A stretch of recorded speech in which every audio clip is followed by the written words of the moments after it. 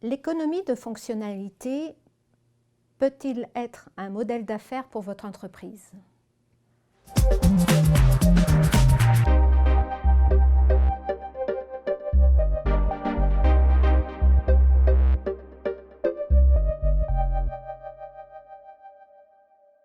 Bonjour à tous, je me présente Hélène Loapre, je suis la directrice de CGP Expand, une PME qui est située dans la zone d'innovation de Bromont, spécialisée dans l'induction de papier technique. Et donc aujourd'hui, je vais vous présenter notre expérience de l'économie de fonctionnalité qui est plus un projet pilote du gouvernement du Québec dans lequel on intervient et qui présente plutôt un changement de modèle d'affaires et de modèle d'affaires. Donc, qui sommes-nous, CGP Expand?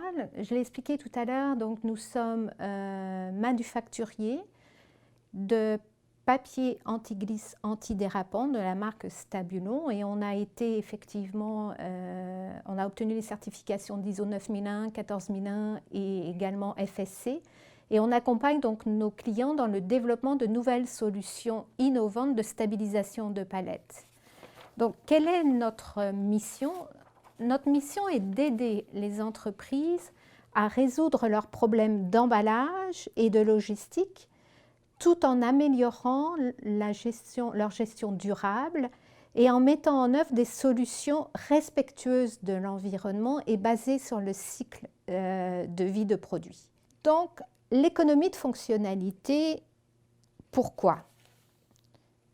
Ça a été une perspective de développement de notre modèle d'affaires qui a permis de concrétiser des intuitions que nous avions, mais également des valeurs.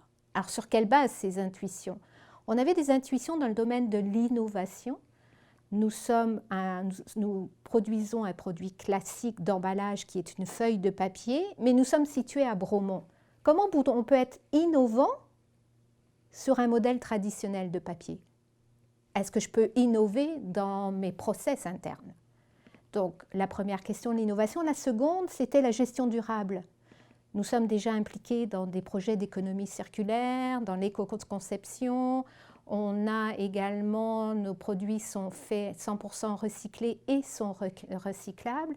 Mais est-ce qu'on peut aller plus loin? Est-ce qu'on peut valoriser nos déchets? Est-ce qu'on peut développer des partenariats locaux avec nos voisins, par exemple, pour récupérer, revenir chercher nos déchets et leur donner une seconde vie? Donc, c'était effectivement une opportunité de changer notre modèle d'affaires. On a mis en place donc une équipe de travail dédiée à ce projet pour pouvoir faire effectivement une migration ponctuelle et graduelle de notre modèle d'affaires industriel vers le serviciel. On va dire l'EFC, c'est une invitation à changer de point de vue. Mais quel point de vue? On va passer d'un modèle linéaire vers un modèle circulaire et on va plutôt mettre en place et souligner toutes les valeurs de l'entreprise qui ne sont pas exprimées. Si je prends le modèle traditionnel et que lorsqu'on fait un budget, on va nous demander d'augmenter notre chiffre d'affaires. Ça veut dire que je dois produire plus. Si je produis plus, il faut que je vende plus en volume, mais dans ces cas-là, il faut que je baisse mes prix. Est-ce que c'est un modèle viable? Est-ce que je peux continuer à vivre tout en baissant mes marges? On a la pénurie de main-d'œuvre, on a la pénurie de matières premières. Est-ce que je peux mieux valoriser mes ressources internes pour pouvoir optimiser mes processus de fabrication? Quand on parle de ressources, ce n'est pas seulement des ressources matérielles, mais c'est également des ressources immatérielles. Donc, comment je peux mieux les valoriser? Comment je peux inclure ces valeurs dans ma proposition commerciale?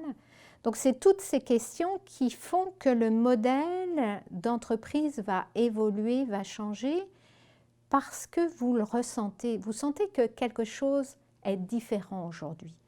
Donc, comment, par exemple, lorsque je vais négocier avec le client, comment je vais mieux prendre en compte son besoin, mais surtout est-ce que je peux lui proposer un service? Est-ce que je peux changer et ne pas seulement lui livrer un produit, mais également un usage de ce produit. Un exemple, notre feuille antidérapante, c'est une feuille intercalaire qu'on place entre les rangées de boîtes. Est-ce que je peux lui permettre de diminuer à mon client son empreinte carbone? Donc, est-ce que je peux lui rendre un service et donc vendre plutôt un usage que le produit en lui-même? Et c'est sur cette base que l'économie de fonctionnalité nous permet d'amorcer cette réflexion. Alors, la grande question maintenant, c'est quels défis? Quels ont été les défis rencontrés? La première chose, c'est un changement de paradigme et de culture d'entreprise. Ça veut dire qu'il faut sortir des sentiers battus. Ce n'est pas facile d'implémenter et de convaincre les salariés de changer de modèle d'affaires. Ils vont vous dire, mais on a toujours fait ça comme ça. Est-ce que, par exemple, en interne, un service de production de coupe peut être au service de service expédition? C'est toute une autre façon de raisonner. Un autre défi va être la familiarisation et surtout le vocabulaire et les concepts EFC qui sont nouveaux. Et donc, on a parfois la difficulté de compréhension de la notion, par exemple, de proposition de valeur, des ressources immatérielles. Donc, c'est des choses qui, nous, ont été un petit peu plus difficiles à surmonter. Puis, il y a également une résistance des parties prenantes. Et pourquoi ? Parce que c'est un nouveau concept et c'est un concept qui est peu connu en Amérique, a débuté en Europe. Donc, les gens, c'est difficile d'expliquer ce que c'est qu'une économie servicielle. Ce sont des notions qui sont plus difficiles à cerner. Donc, au final, quelles ont été les retombées pour nous?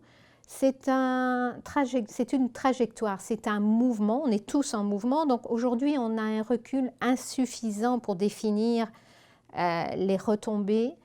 On s'est impliqué dans différents projets d'économie circulaire et aussi il y a eu beaucoup de retombées sociales en interne parce que les gens ont senti qu'ils étaient mieux valorisés, que leur travail était beaucoup plus pris en compte.